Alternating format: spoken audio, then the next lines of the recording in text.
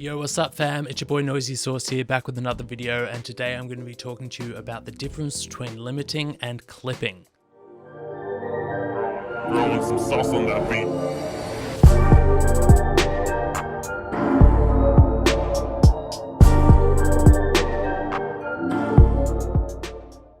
So limiting and clipping are both used in mixing and mastering. They essentially do a very similar thing, but the fundamentals of how they work is quite different. There's also soft clipping, which is kind of in between the two. So what I've got here is just a 500 hertz sine wave, and I'm just going to show you what that sounds like by itself. There's a little clip there as it finishes up, but it's essentially just that note. Now, if we add a limiter, this is the L1 limiter, I'll show you what that sounds like. Now, I've put this to the most extreme setting of release so that there's completely as little release as this one allows. And you can see there, it's got a 3 dB of reduction, but it doesn't really change the sound that much. It just kind of lowers the level a little bit. On the other hand, I also have this TR Rax clipper here, which I've also set to the most extreme setting here, which is brick wall clipping, and I've set it so that it's got about the same amount of reduction. Now listen to the difference here.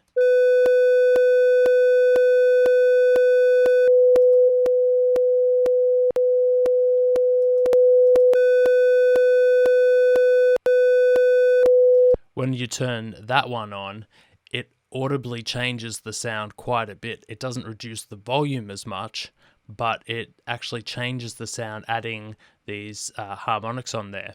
Now, there's two types of clipping, analog clipping and digital clipping. And I guess, well, this might be the third type, which is plug-in based clipping. If you clip something digitally, you will get a horrible, horrible sound that is just very, very unpleasant. And that's what happens when you actually exceed the limit of what a digital system can handle, and it kind of wigs out on you. Analog clipping is a lot nicer. It kind of it adheres to the rules of physics. So when it adds harmonic content to a analog clip, it kind of rounds it off a little bit, and can end up sounding quite nice. I mean, guitar distortion is a perfect example of analog clipping that's done in a musical way. And so this plugin is emulating what an analog clipping will do without actually hitting the digital limit of anything. Now, I'm just going to show you, I've bounced a version of each of these down below, and I'm just going to show you the waveforms. So the one at the top here, you can see that is the 500 hertz sine wave there. And it's all the same. And the one directly below it is the L1 limiter.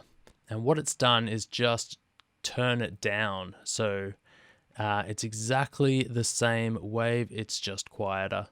So that's why it doesn't really change the tone of it. But if we go over here to where we had the clipper, you can see it's actually completely brick-walled off the ends of the signal. It's the same wave, it's just like clipped it, and that is what is meant by clipping. And if we go back to the source here and play that with the clipper again, if we change the slope so it's a little bit softer,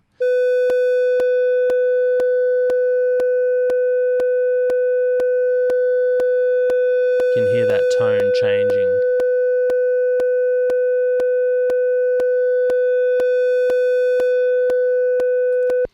and getting rid of those harmonics slightly as it goes down. So what does this mean in mixing and mastering? Because of the tonal change that the clipper makes to any signal, if you were to put it on a long melodic instrument, anything with any kind of length to the tone, it would end up altering the sound of that tone quite a bit, and you don't really want to do that.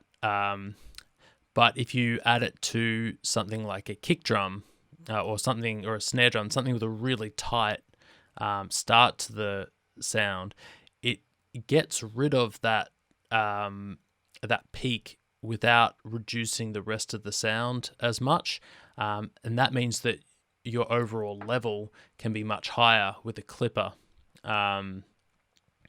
And so this means choosing whether you want to use a clipper in with a hard slope there, like a complete cutoff, a soft clipper or a limiter, depending on what content you're trying to affect.